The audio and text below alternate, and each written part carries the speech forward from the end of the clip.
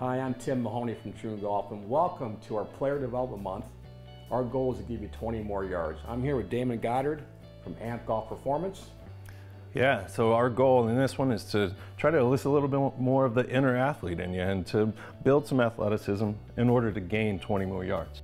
So we're trying to get 20 more yards, and we're talking about cracking the whip with our hands, with our good posture, but the engine must rotate freely on both sides of the swing, and that's with stability, correct? Yeah. So in particular, we're going to talk about a lot of core stability, and when I start talking about core stability, I'm going to put the core through here, which we always consider, but we're also going to start talking about the hips and the glutes and everything that's involved. Those guys are partners in crime in the golf swing, and so we see a lot of core instability when there may be a lot of excessive lateral flexion, lateral sway, slide. A lot of that all equates to the fact that we need a stable core and stable glute, and so I want you to really start thinking about the engine of the swing should be happening in the hips, but these guys are going to be giving us a really stable core. So when I rotate going back, I don't slide going back, do I? Is I simply load on my backswing through stability, right? Correct. And from here I can unload with stability. Right. So if I'm cracking the whip is generated by the motor, which is the core, and it's got to be stable on both sides of my swing. Right. So consider the core as your whip handle, and so when we start to really think about the whip handle,